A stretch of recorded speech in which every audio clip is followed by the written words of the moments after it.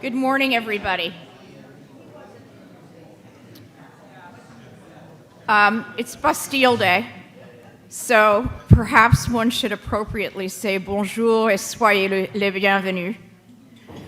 But we have in our presence the president of SUPJO, and so perhaps a more fitting greeting would be a chorus of angels, each of whom speaks a different language. It is wonderful to have you with us, Gaetano Cavaliere. So, for those of you I haven't met, and I would love to say you're the early birds who catch the worm, but I hope I'm a vigorous enough worm for you. I'm Lisa Koenigsberg, and I founded Initiatives in Art and Culture, and this conference, which is now entering its 16th year. We are in a new venue for us for this conference. We love it, and it was founded by culturally and intellectually aware women who wanted their own place. And that seems to be a very fitting framework for me to do the following. I'd love to be profound, but the first thing I have to do is say thank you. Thank you to IEC team, Violet Kotzen, who's new with us but fantastic, and Erin Welsh, who many of you, if you've been before, you know Erin or you see her from the calls or what have you. They are essential to everything that happens.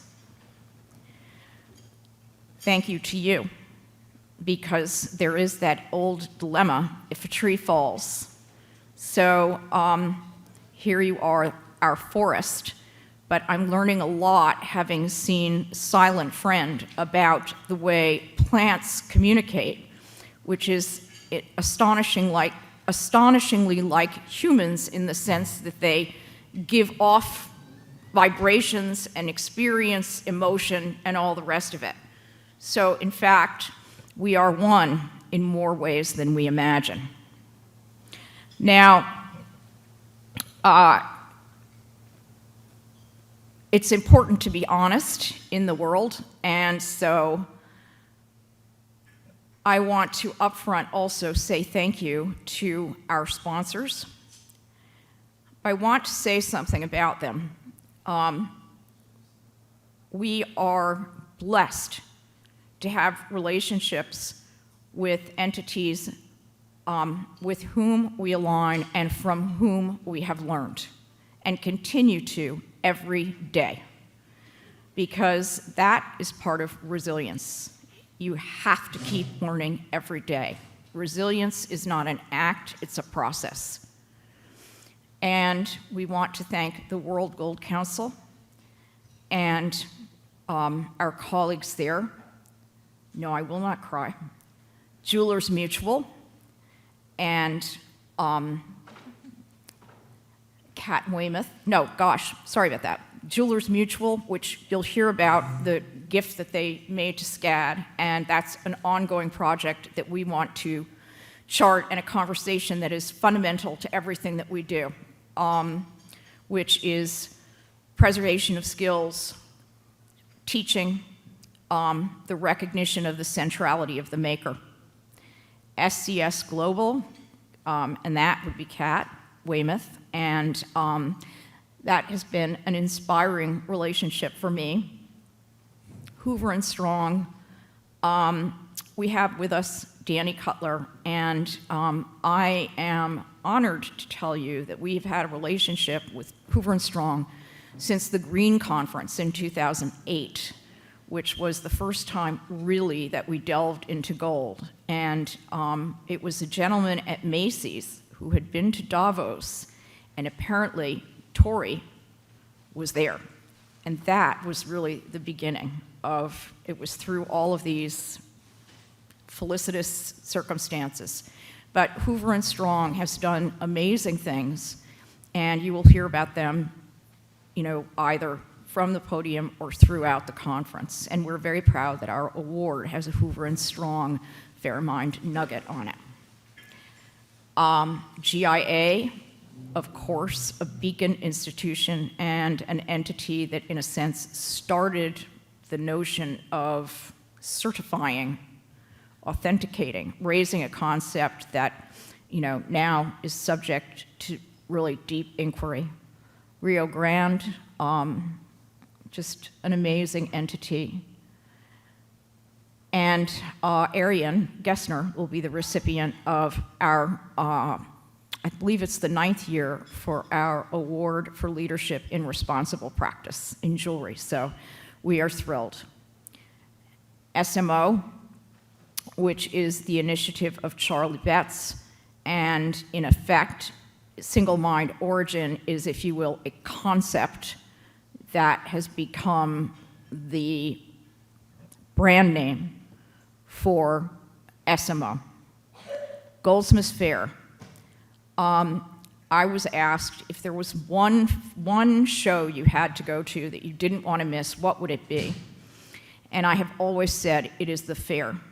And one of the reasons for that is you have unlimited, unfettered access to makers and to objects. And I was introduced to the fair because we had the head of the assay office speaking here once, and he said, if you come, I will arrange thus and such for you. And I thought, okay, well, this is really interesting, we'll go. And it was the beginning of, I didn't know about the fair, etc. And the fair, we have 2 people here, and if I have overlooked somebody who also exhibits, please forgive me. No, we now have 3. Alice Ciccolini, these are either present or alum or on sabbatical from Goldsmiths Fair, but Alice Ciccolini, Andrew Lamb, and Megan Brown. And they all have examples of their work with them, if you didn't have a chance to see it last night. But it is an absolutely extraordinary thing to be able to go in and really speak at great length with somebody who creates something that is an exceptional work, and to learn from them directly. And we hope we give you a bit of that, and we're grateful to them for helping us do so.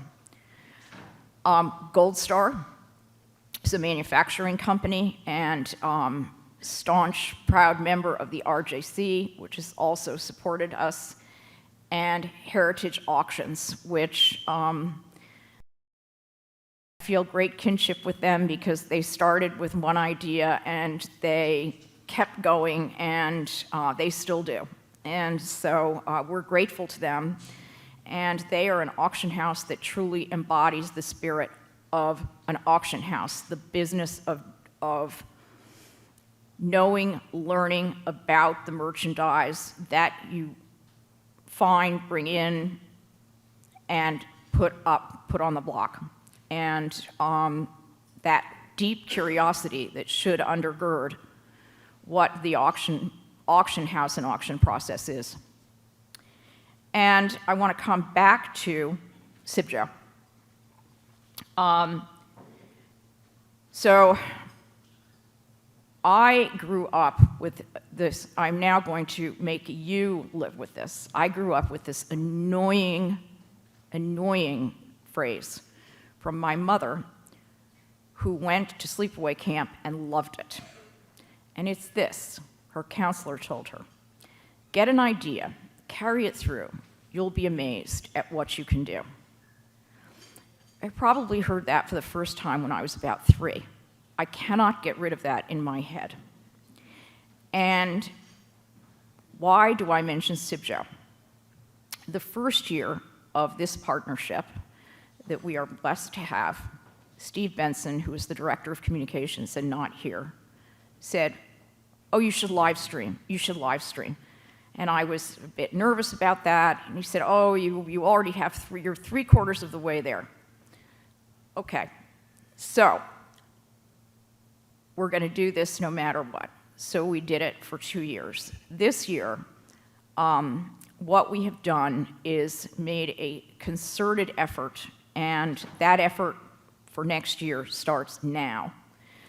But we've made a concerted effort to reach out globally to schools and institutions that are, if you will, engaged in educational pursuits and call themselves whatever, but effectively to provide a code so that anybody at that institution can access this conference free of charge. And we have about 10 countries listening in, and something that I want to call out is that quite a number of them are in the Southern Hemisphere. And one of the things that has been the most poignant for me in 16 years has been trying to readjust my perspective to get a sense of what global really means. And global does not mean seeing everything through the lens of a seat in Geneva or a seat in New York, or a theoretical exploration. Seeing globally is to really begin to understand the interconnectedness of the world, where resources come from, what are resources. For example, when we speak of Brazil, Brazil is enormously wealthy in natural resources, but let's broaden that concept to include skill, talent, ability. That too is a natural resource. And we know firsthand how rich Brazil is in that resource. So I wish I could tell you that this was a place I had always been at. It, for me, has been an incredible learning experience, and I am still very much on it. I encourage you to join me, and that, in a sense, leads me to just say a few words about resilience. And I'm not sure how long I have here, so I may have overstayed my welcome. But every year, we try to get a concept, a question, or an idea that really captures the zeitgeist of the time. And this year, it seemed absolutely indisputable that the thing that was most critical was resilience. Now, we in the United States are in a tough spot. We have a president who is challenging, to put it mildly, who has upended a landscape of things and institutions that were critical players in the world, such as USAID.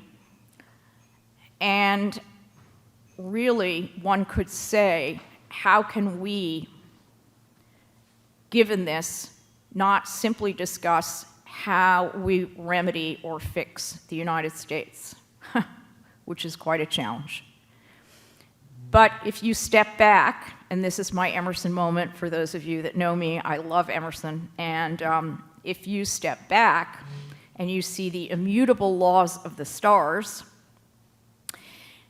you will see that we are in a critical place globally. And someone who will explore that in a very powerful way will be John Mulligan and the climate panel. But we are all tied together. And so while the United States, in effect, it is not great, guys, but we will come out of it, I hope. This is our semi-sesquicentennial, which is quite a mouthful. And for anyone who has a recollection of the bicentennial, much less who lived through it, the spirit is so different in this country. We are not where we were. But instead of making us great again, we find the greatness within, because it is always there. It is ours to find. And so the United States is, on the one hand, a kind of problematic situation. I don't want to sugarcoat it for anybody, but at the same time, we're in a situation where globally what we need is resilience in the face of things like climate challenge, the challenge of AI, the challenge of political instability. We could go on and sort of catalog the woes or the challenges or the opportunities. But all of them present us with one thing, and that is the need for resilience, because we must go forward. That is one of the fundamental jobs of humanity. And so that's the reason that we picked resilience this year. And we consider these 2 days to be 2 steps forward, hopefully, in what is a very long journey. But the journey is the success, because we write history in a way that is not accurate. We write by the great man theory, or the great act theory, which is, oh my gosh, boom, we have Manet. Boom, we have Monet. I'm giving you art history, just for a diverting moment. But in truth, what we have is networks and webs of individuals who are thinking and talking and interacting. And that network and web of conversation and action and thought and accretion, that is, to try to capture that, then you are really getting at history. It's like architecture. It may be that the building bears the signature of one person, but it is the work of many, many people. So I invite you to Architecture 101. We are super thrilled to have you here. It is truly an honor, and we look forward to welcoming the rest of your colleagues, our colleagues, as they enter throughout the day. And hello to everyone who is online and listening virtually. We are thrilled to be doing this pilot project, and we welcome you with full heart.